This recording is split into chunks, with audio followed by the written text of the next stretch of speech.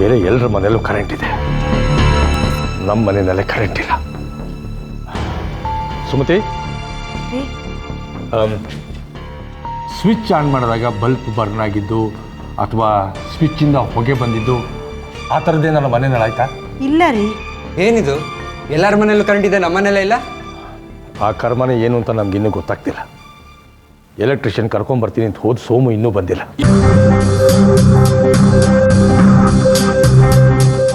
ಅದೇನು ಅವ್ನು ಎಲೆಕ್ಟ್ರಿಷಿಯನ್ ಕರ್ಕೊಂಬರ್ತಾನ ಅಥವಾ ಆ ವಿದ್ಯೆ ಅವನೇ ಕಲ್ತ್ಕೊಂಬರ್ತಾನ ಅರ್ಥವೇ ಆಗ್ತಿಲ್ಲ.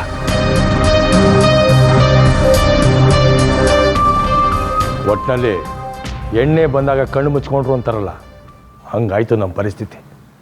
ಮನೆಗೆ ಬಂದವ್ರು ಏನು ಅಂದ್ಕೊಳ್ಳಲ್ಲ. ಮಾವ, ಹೀಗಾಗತ್ತೆ ಅಂತ ನನಗೆ ಗೊತ್ತಿತ್ತು.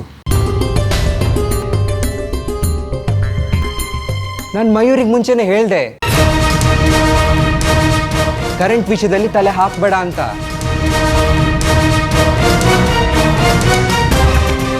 ಲ್ಯಾಪ್ಟಾಪ್ಗೆ ಕನೆಕ್ಷನ್ ಕೊಡ್ತಾ ಇದ್ಲು. ನಾನು ಆವಾಗಲೇ ಹೇಳಿದೆ ಇದೆಲ್ಲ ಬೇಡ, ಮನೆಯವ್ರಿಗೆ ಪ್ರಾಬ್ಲಮ್ ಆಗತ್ತೆ ಅಂತ. ನನ್ನ ಮಾತೆಲ್ಲಿ ಕೇಳಬೇಕು ಅವಳು.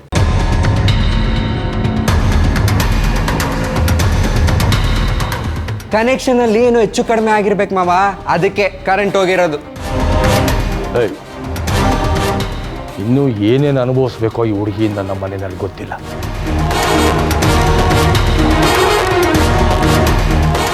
ಸುಮತಿ, ಬರ್ತಾ ಬರ್ತಾ ನಿನ್ನ ತಂಗಿ ಮಗಳು ವರ್ತನೆ ಮಿತಿ ಮೀರ್ತಾ ಇದೆ.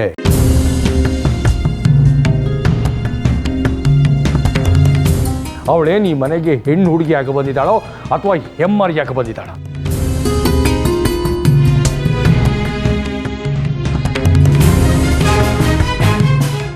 ಅಲ್ಲ, ಜಯಂತ ಬೇಡ ಅಂತ ಹೇಳಿದ್ರು ಅದೇ ಕೆಲಸ ಮಾಡಿದಾಳೆ ಅಂದರೆ ಇನ್ನೆಷ್ಟು ದುರಹಂಕಾರ ಇರಬೇಕು ಅವಳಿಗೆ.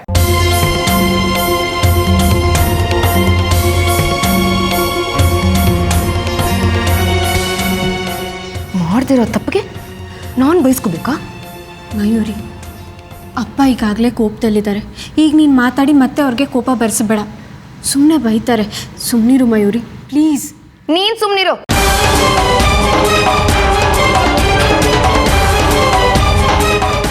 ನೋಡಿ, ಕರೆಂಟ್ ಹೋಗಿರೋದಕ್ಕೂ ನನಗೂ ಯಾವ ಸಂಬಂಧನೂ ಇಲ್ಲ. ನೀವು ಸುಮ್ಮನಿರಿ. ಹಾಗೇನಾದ್ರೂ ನೀವು ಅನ್ಕೊಂಡಿದ್ರೆ ನಾನೇ ಹೋಗಿ ಸರಿ ಮಾಡಿ ಬರ್ತೀನಿ ಬಿಡಿ. ಮಯೂರಿ, ಏನು ಮಾಡದೆ ತಪ್ಪಗಿದ್ದು ಬಿಟ್ರೆ ಅದೇ ನೀನು ಮಾಡೋ ಉಪಕಾರ. ಮನೆ ಹತ್ಕೊಂಡು ಹುರಿತಾ ಇದ್ರೆ ಪಿಟೀಲಿ ಕುಯ್ತೀನಿ ಕೇಳ್ತೀರಾ ಅನ್ನಂತ ಯಾವ ಹಂಗಾಯ್ತು ನಿನ್ನ ಮಾತು.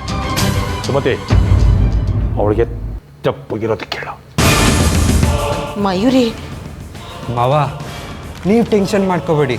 ಇವಳು ಮಾಡಿರೋ ತಪ್ಪಿಗೆ ಫ್ಯೂಸ್ ಹೋಗಿರ್ಬೇಕಷ್ಟೇ. ನಾನು ಹೋಗಿ ನೋಡ್ತೀನಿ. ನೋಡಪ್ಪ, ಕರೆಂಟ್ ವಿಷಯ ಗೊತ್ತಿಲ್ಲ ಅಂದರೆ ಮುಟ್ಟಕ್ಕೆ ಹೋಗ್ಬೇಡ. ಎಲೆಕ್ಟ್ರಿಷಿಯನ್ ಬಂದ್ಬಿಡ್ತಾನೆ. ಇಲ್ಲ ಮಾವ, 2 ನಿಮಿಷ ಕೊಡಿ, ನಾನು ಸರಿ ಮಾಡ್ತೀನಿ. ಹುಷಾರು.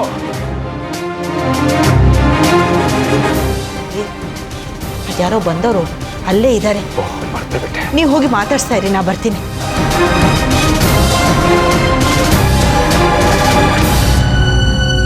ಮಯೂರಿ,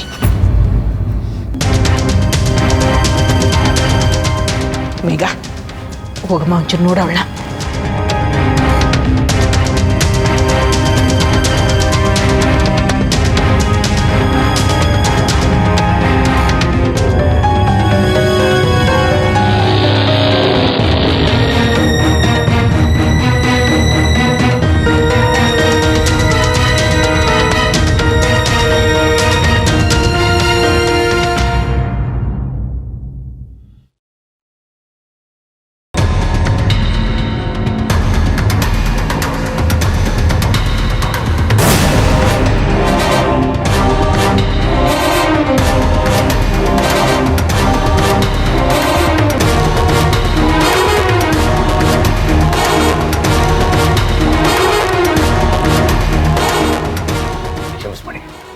ಸ್ವಲ್ಪ ಕಾಯಿಸ್ಬಿಟ್ಟೆ ನಿಮ್ಮನ್ನು.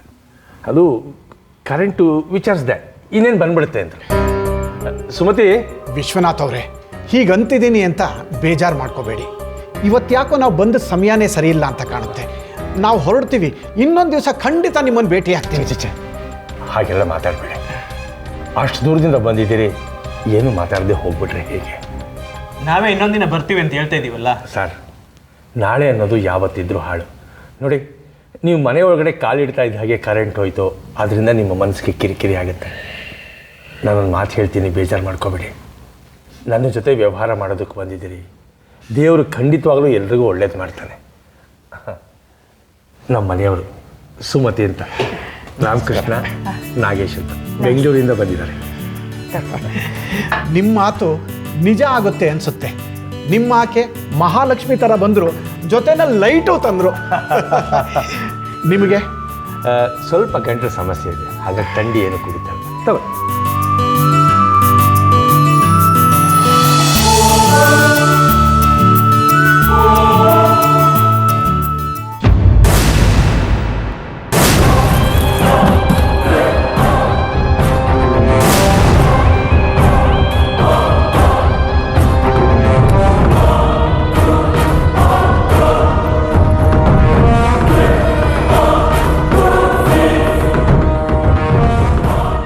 ಏನಮ್ಮ ಮರಿ, ಹೇಗಿತ್ತು ನಾನು ಕೊಟ್ಟಿದ್ದ ಪಾನಿ ಪುರಿ?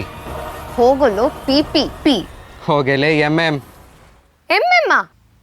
ಅದ್ರ ಅರ್ಥ ಏನಾದರೂ ಗೊತ್ತಾಗ್ಬಿಟ್ರೆ ನೀನು ಸೂಸೈಡೇ ಮಾಡ್ಕೊಂಡ್ಬಿಡ್ತೀಯ. ನೀನು ಲ್ಯಾಪ್ಟಾಪ್ ಆನ್ ಮಾಡೋ ಟೈಮಿಗೆ ಸರಿಯಾಗಿ ನಾನು ಫ್ಯೂಸ್ ಎತ್ಬಿಟ್ಟೆ. ನನಗೇ ಮುಳ್ಚುಚ್ಚಿಸ್ತೀಯಾ? ಹೇಗಿದೆ ಟಿಟ್ ಫಾರ್ ಟ್ಯಾಟ್? ಏ, ಜಿಂಕೆ ಸಿಂಹನ ಎದುರು ಹಾಕೊಂಡ್ರೆ ಏನಾಗತ್ತೇಳು? ಸಿಗ್ದು ಹಾಕ್ಬಿಡುತ್ತೆ. ಹುಷಾರ್.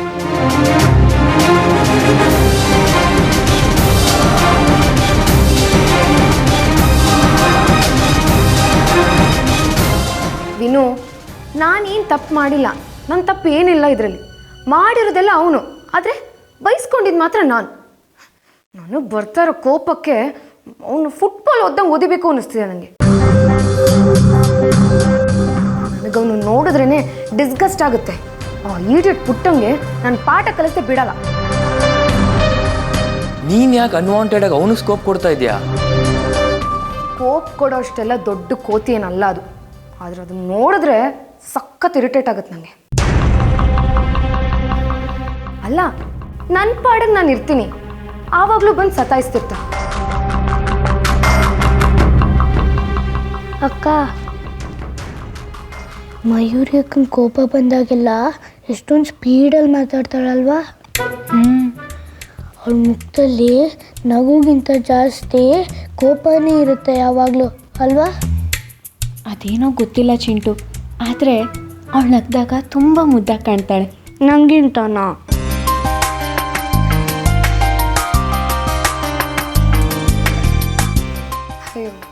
ನನ್ನ ಕತೆ ಇಷ್ಟೇ ಕಣೋ, ಇನ್ನೇನು ಇಲ್ಲ ಹೇಳೋಕ್ಕೆ. ನೀನಲ್ಲಿ ಹೋಗಿದ್ದು ಕಣೆ. ನಮ್ಮ ಸಂತೋಷ ಎಲ್ಲ ಹೊರಟೋಯ್ತು. ನಾವೆಲ್ಲ ನೀನು ತುಂಬ ಮಿಸ್ ಮಾಡ್ಕೋತಾ ಇದ್ದೀವಿ. ನನಗೂ ಅಷ್ಟೇ ಕಣೋ, ಯಾವಾಗಲೂ ನೀವು ನೆನಪಾಗ್ತಿರ್ತೀರ. ಹಾಂ ಮಯೂರಿ, ನೀನು ಯಾಕೆ ಆನ್ಲೈನ್ ಚಾಟಿಂಗ್ ಬರಬಾರ್ದು? ದಿನ ನಾವೆಲ್ಲ ಟಚ್ಚಲ್ಲೇ ಇರ್ಬೋದಲ್ವಾ? ಆನ್ಲೈನ್ ಚಾಟಿಂಗಾ? Hey, you right Vinu. ನಾವೆಲ್ಲ ಇನ್ಮೇಲೆ ದಿನ ಆನ್ಲೈನ್ ಚಾಟಿಂಗ್ ಮಾಡ್ಬೋದು. ಆದರೆ ಅದಕ್ಕೂ ಅಬ್ಜೆಕ್ಷನ್ ಏನಾದ್ರು ಇದೆಯಾ ಆ ಮನೆಯಲ್ಲಿ? ಇಲ್ಲ, ನೆಟ್ ಕನೆಕ್ಷನೇ ಇಲ್ಲ ಇಲ್ಲಿ. ಓ ಮೈ ಗಾಡ್, ನೆಟ್ ಕನೆಕ್ಷನ್ ಇಲ್ವಾ ಅಲ್ಲಿ? I can't help it. Vinu, you don't worry, ನಾನೇನು ಮಾಡ್ತೀನಿ ಆಯ್ತಾ? I'll get back to you soon. Okay, ಬಾಯ್. ಬಾಯ್.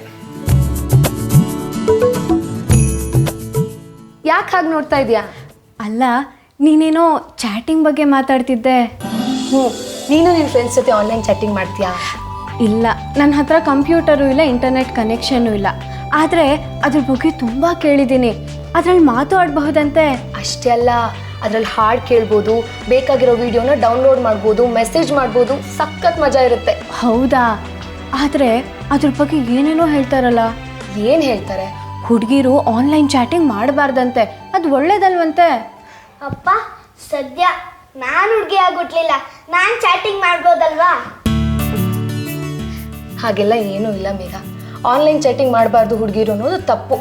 ನಿಜನಾ? ಹಾಗಾದರೆ ಊಟ ಆದಮೇಲೆ ನಾವು ಚಾಟಿಂಗ್ ಮಾಡೋಣವಾ? ಅದಕ್ಕೆ ನೆಟ್ ಕನೆಕ್ಷನ್ ಬೇಕು, ಅದು ಸಿಗ್ಲಿ. ಅದಾದ್ಮೇಲೆ ಆನ್ಲೈನ್ ದುನಿಯಾ ಏನು ಅಂತ ನಾನು ನಿಂಗೆ ತೋರಿಸ್ತೀನಿ, ಓಕೆನಾ? ಅಕ್ಕ ನನಗೆ ನಿಂಗೂ ಅಷ್ಟೇ. ಬಾ, ಇವಾಗ ಊಟ ಮಾಡೋಣ. ಹೋದ್ಲು ಬಾ. ಎಲ್ರಿಗೂ ಒಂದು ಸಂತೋಷದ ಸುದ್ದಿ ಹೇಳ್ತೀನಿ ಕೇಳಿ. ರೆಡಿಮೇಡ್ ಬಟ್ಟೆ ಸಪ್ಲೈ ಮಾಡೋ ಒಂದು ಕಂಪ್ನಿಯವರು ನಮಗೆ ಒಂದು ದೊಡ್ಡ ಆರ್ಡ್ರನ್ನ ಪ್ಲೇಸ್ ಮಾಡಿದ್ದಾರೆ.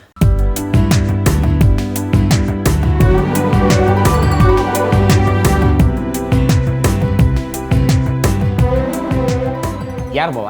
ಯಾವ ಕಡೆ ಬಾವ? ಬೆಂಗಳೂರಿನವರು. ತುಂಬ ದೊಡ್ಡ ಜನ. ರೆಡಿಮೇಡ್ ಬಟ್ಟೆ ಸಪ್ಲೈ ಮಾಡೋದ್ರಲ್ಲಿ ಅವರನ್ನು ಮೀರಿಸೋರಿಲ್ಲ. ಇಡೀ ದಕ್ಷಿಣ ಭಾರತ ಅವ್ರ ಕೈನಲ್ಲಿದೆ. ಅವ್ರ ವ್ಯವಹಾರನೇ ಕೋಟಿಗಟ್ಟಲೆ ನಡೆಸ್ತಾರೆ. ಏನೋ ನಮ್ಮ ಅದೃಷ್ಟ. ನಾನು ಇರಲಿ ಟ್ರೈ ಮಾಡೋಣ ಅಂತ ಮೊನ್ನೆ ನಾವು ಒಂದು ಸ್ಯಾಂಪಲ್ ರೆಡಿ ಮಾಡಿದ್ವಲ್ಲ, ಹೌದು ಹೌದು. ಹಾಂ, ಅದನ್ನು ಕಳಿಸ್ದೆ. ಏನನ್ನಿಸ್ತೋ ಏನೋ, ಬಹುಶಃ ಇಷ್ಟ ಆಗಿರಬೇಕು. ನೇರವಾಗಿ ಅಂಗಡಿಗೆ ಬಂದರು.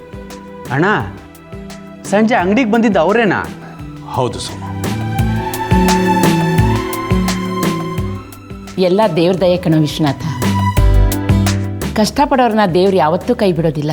ನಿನ್ನ ಮಾತು ಸತ್ಯ ಅಮ್ಮ. ನನ್ನ ಪಾಲಿಗೆ ದೇವರು ಜಯಂತನ ರೂಪದಲ್ಲಿ ಬಂದು ಕೈ ಹಿಡ್ದ.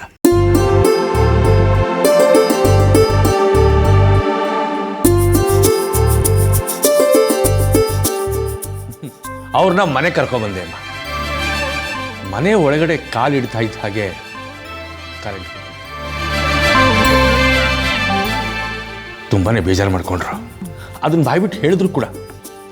ವಿಶ್ವನಾಥ್ ಅವರೇ, ಬಹುಶಃ ನಾವು ಬಂದಿದ್ದ ಸಮಯ ಸರಿಗಿಲ್ಲ ಅನಿಸುತ್ತೆ. ಮನೆ ಒಳಗಡೆ ಕಾಲಿಡ್ತಾ ಇದ್ದ ಹಾಗೆ ಕರೆಂಟ್ ಹೊರಟೋಯ್ತು. ಇದು ಅಪಶಕುನ. ನಾವು ಮತ್ತೆ ಇನ್ನೊಂದಿನ ಬರ್ತೀವಿ ಅಂದರು.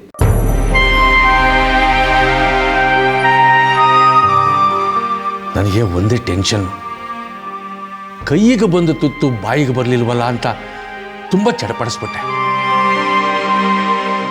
ಹಾಗೂ ಹೀಗೂ ಮಾತಲ್ಲಿ ಸಂಭಾಳಿಸಿ ಅವ್ರಿಗೊಂದು ಮಾತು ಹೇಳಿದೆ. ಸರ್, ನಾನು ಇವತ್ತಿನವರೆಗೂ ಯಾವತ್ತೂ ಮೋಸ ಮಾಡಿಲ್ಲ ಸರ್. ನೀವು ನನ್ನ ಹತ್ರ ವ್ಯವಹಾರ ಮಾಡೋದಕ್ಕೆ ಬಂದಿದ್ದೀರಿ, ನಮ್ಮನ್ನು ನಂಬಿ. ಎಲ್ರಿಗೂ ಒಳ್ಳೇದಾಗತ್ತೆ ಅಂದೆ. ಆ ಸಮಯಕ್ಕೆ ಸರಿಯಾಗಿ ಸುಮತಿ ಜ್ಯೂಸ್ ತೊಗೊಂಬಂದ್ಲು. ಕರೆಂಟು ಬಂದ್ಬಿಡ್ತಮ್ಮ. ಅವ್ರೇನಂದ್ರೆ ಗೊತ್ತಾ? ನೋಡಿ, ನಿಮ್ಮ ಮಾತು ಸತ್ಯ ಆಗತ್ತೆ ರೀ. ನಿಮ್ಮ ಮನೆಯಾಕಿ ಮಹಾಲಕ್ಷ್ಮಿ ಥರ ಬಂದರು, ಕರೆಂಟು ತಂದರು ಅಂದರು. ಖುಷಿ ಆಯ್ತೋ ಏನೋ, ಆರ್ಡ್ರ್ ಪ್ಲೇಸ್ ಮಾಡೇ ಬಿಟ್ರು. ಇದೆಲ್ಲ ಆಗಿದ್ದು ಜಯಂತನಿಂದ. ಸಮಯಕ್ಕೆ ಸರಿಯಾಗಿ ಅವನು ಕರೆಂಟ್ನ ಸರಿ ಮಾಡಲಿಲ್ಲ ಅಂದಿದ್ರೆ ಬಹುಶಃ ಇವತ್ತು ನಮಗೆ ಆರ್ಡ್ರ್ ಮಿಸ್ ಆಗಿಬಿಟ್ಟಿರೋದು. ಇದರಲ್ಲಿ ನನ್ನ ದೊಡ್ಡತನ ಏನಿದೆ ಮಾವ? ಫ್ಯೂಸ್ ಹೋಗಿತ್ತು, ಸರಿ ಮಾಡಿದೆ ಅಷ್ಟೇ. ಆ ಒಂದು ಕ್ಷಣ ಇದೆಯಲ್ಲ, ಒಬ್ಬರ ಜೀವ ತೆಗಿಬೋದು, ಒಬ್ಬರ ಜೀವ ಉಳಿಸ್ಬೋದು. ನೀನು ನಮ್ಮೆಲ್ಲರನ್ನೂ ಉಳಿಸ್ಬಿಟ್ಟೆ. ಥ್ಯಾಂಕ್ಸ್ ಮಾವ. ಊಟ ಎಲ್ಲಿ? ಮಕ್ಕಳು ಕಾಣಿಸ್ತಿಲ್ಲ. ಮಯೂರಿ, ಮೇಘ ಬನ್ನಿ ಬೇಗ.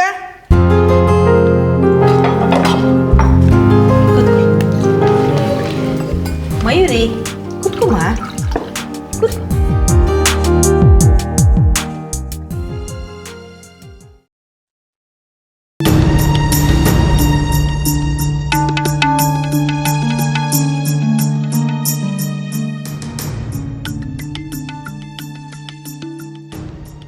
ಮಯೂರಿ ಕುತ್ಕೋ.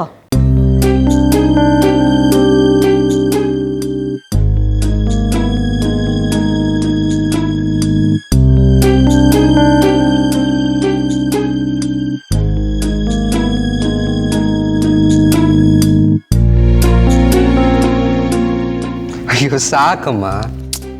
ತಿನ್ನೋ ಪರವಾಗಿಲ್ಲ, ಪರೀಕ್ಷೆ ಅಂತ ಏನು ತಿಂದೆ ಹೇಗೆ ಸೊರ್ಗೋಗಿದ್ಯಾ ನೋಡು.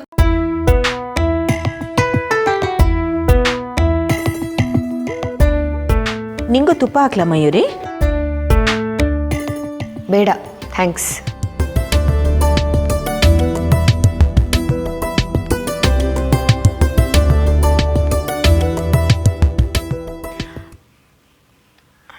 ದೊಡ್ಡಮ್ಮ,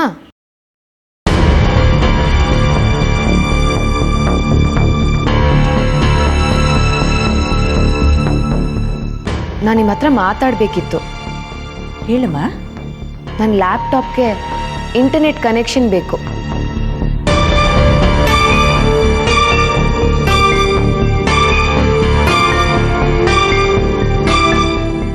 ಇಂಟರ್ನೆಟ್ ಕನೆಕ್ಷನ್? ಇಂಟರ್ನೆಟ್ ಕನೆಕ್ಷನ್ ಯಾಕೆ? ನನಗೆ ನನ್ನ ಫ್ರೆಂಡ್ಸ್ ಜೊತೆ ಮಾತಾಡಬೇಕು ಅಂತ ಅನ್ಸುತ್ತೆ, ಟಚ್ಚಲ್ಲಿರಬೇಕು ಅಂತ ಅನ್ಸುತ್ತೆ. ಇಂಟರ್ನೆಟ್ ಇದ್ರೆ ಅದು ಸುಲಭ, ಅವ್ರ ಜೊತೆ ಮಾತಾಡ್ಬೋದು, ಕಷ್ಟ ಸುಖನ ಶೇರ್ ಮಾಡ್ಕೋಬೋದು. ದಿನ ಚಾಟಿಂಗ್ ಮಾಡೋದೇನಿರುತ್ತೆ, ಅಗತ್ಯ ಬಿದ್ದಾಗ ಫೋನ್ ಮಾಡಿದ್ರು ಆಯ್ತಪ್ಪ.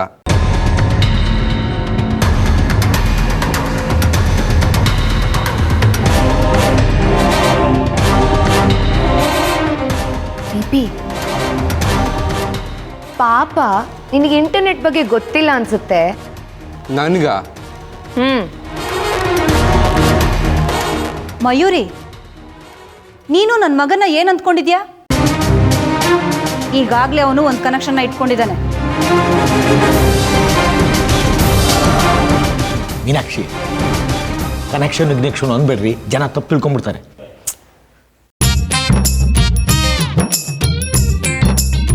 ಹೌದು, ನಿನಗೇನಕ್ಕೆ ಬೇಕು ಇಂಟರ್ನೆಟ್ ಕನೆಕ್ಷನು? ಎಜುಕೇಷನ್ ಪರ್ಪಸ್ಗೆ, ಅಂದರೆ ವಿದ್ಯಾಭ್ಯಾಸಕ್ಕೆ. ಓ, ಕಾಲೇಜ್ನಲ್ಲಿ ಅದಕ್ಕೆ ಅಂತಾನೆ ಸ್ಟಡಿ ಮೆಟೀರಿಯಲ್ಸು, ಬುಕ್ಸು ಅಂತ ಕೊಡೋದು. ಮತ್ತ್ಯಾಕೆ ಬೇಕು ಇಂಟರ್ನೆಟ್ಟು? ಇಂಟರ್ನೆಟ್ ಅಂದರೆ ಏನು ಅನ್ಕೊಂಡಿದ್ಯಾ? ಅದರಲ್ಲಿ ಸಿಗದಿರೋ ಇನ್ಫಾರ್ಮೇಷನ್ನೇ ಇಲ್ಲ, ಅದರಿಂದ ಜ್ಞಾನ ಜಾಸ್ತಿ ಮಾಡ್ಕೋಬೋದು. ಅದಕ್ಕೆ ನಾನು ಇಂಟರ್ನೆಟ್ ಬೇಕು ಅಂತ ಕೇಳಿದ್ದು. ಜ್ಞಾನ ನಿನ್ಗೊಬ್ಬನಿಗೆ ಇದ್ರೆ ಸಾಲದಪ್ಪ, ಎಲ್ರಿಗೂ ಬೇಕು. ಶಭಾಷ್, ಸೂಪರ್ ಪಾಯಿಂಟ್. ಮರಿ, ಮುಂದೆ ನೀನು ಲಾ ಮಾಡು, ಒಳ್ಳೆ ಭವಿಷ್ಯ ಇದೆ.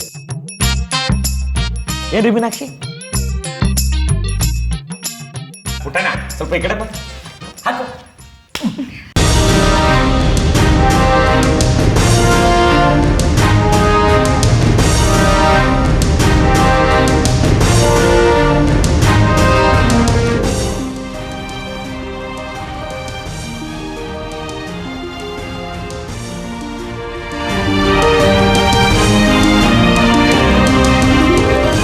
ಮಯೂರಿ,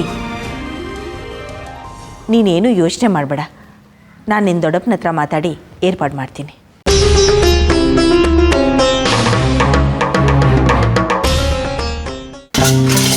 ಸಿಂಧು, ಹುಷಾರಿಲ್ಲ ಅಂತಿದ್ದೆ, ಮತ್ತೆ ಕೆಲಸ ಮಾಡ್ತಿದ್ಯಾ?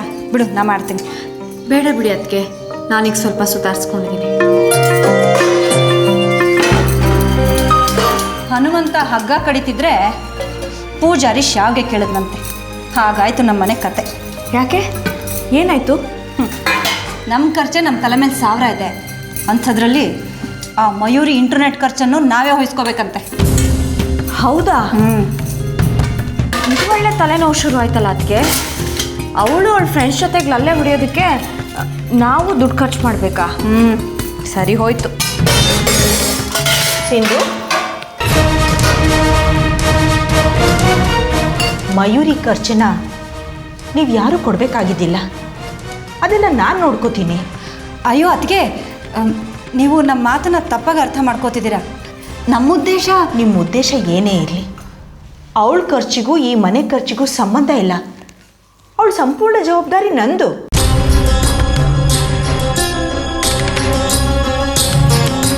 ನೋಡು ಮೀನಾಕ್ಷಿ, ಮಯೂರಿ ಬೆಂಗಳೂರಿನಂಥ ಊರಿನಲ್ಲಿ ಬೆಳೆದವಳು. ಅವಳ ಹವ್ಯಾಸಗಳು, ಅವಶ್ಯಕತೆಗಳು ನಮಗಿಂತ ಭಿನ್ನವಾಗಿರುತ್ತೆ.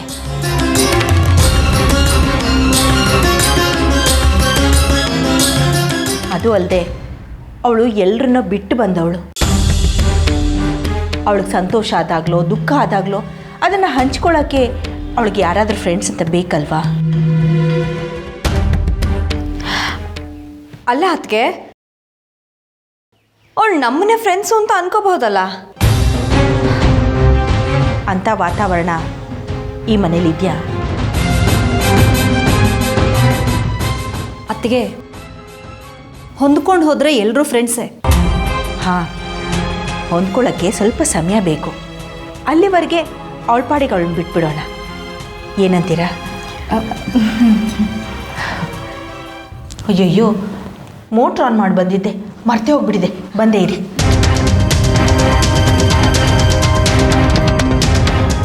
ನೋಡ್ದೇನೆ ಸಿಂಧು, ಅತ್ತಿಗೆ ತನ್ನ ತಂಗಿ ಮಗಳನ್ನ ಹೇಗೆ ಒಯ್ಸ್ಕೊಂಡು ಬರ್ತಾರೆ ಅಂತ. ಅವಳು ಏನು ಮಾಡಿದ್ರು ಸರಿ, ಏನು ಮಾತಾಡಿದ್ರು ಸರಿ, ಇಡೀ ಮನೆಯಲ್ಲಿ ಅಣ್ಣನ ಎದುರುಗಡೆ ನಿಂತ್ಕೊಂಡು ಮಾತಾಡೋದಕ್ಕೆ ಎಲ್ಲರೂ ಹೆದರ್ತಾರೆ. ಆದರೆ ಈ ಗಯ್ಯಾಳಿ ಅಣ್ಣನ ಎದುರುಗಡೆ ನಿಂತ್ಕೊಂಡು ಅವ್ರಿಗೆ ಎದುರು ಜವಾಬು ಕೊಡ್ತಾಳೆ. ಇದು ಯಾವುದು ಅತ್ತಿಗೆ ಕಾಣಿಸಲ್ಲ. ಆದರೆ ನಾವೇನಾದರೂ ಮಾಡಿಬಿಟ್ರೆ ಮಾತ್ರ ಮೂಗಿ ನೇರಕ್ಕೆ ಇರುತ್ತೆ ಕೋಪ. ಇವಳೊಬ್ಳೆ ಇಡೀ ಪ್ರಪಂಚದಲ್ಲಿ ಸಿಟಿನ ಕಂಡಿರೋಳು. ಬೇರೆ ಯಾರಾದರೂ ಕಂಡಿದ್ದಾರೆ ಹೇಳು? ಅಯ್ಯೋ, ಯಾಕೆ ಕಂಡಿಲ್ಲ ಅದಕ್ಕೆ? ನಮ್ಮ ಚಾರು ಇದ್ದಾಳಲ್ಲ, ಅವಳು ಸಿಟಿನಲ್ಲೇ ಬೆಳೆದವಳು. ಅವಳೇನು ಹೀಗೆ ಆಡ್ತಾಳ? ಅವಳೇನು, ಅವಳ ಗುಣ ಏನು, 7 ಜನ್ಮ ಎತ್ತಿದ್ರು ಈ ಮಯೂರಿ ಅವಳ ಕಾಲ್ದೊಳಗೂ ಸಮಾನ ಆಗೋದಿಲ್ಲ.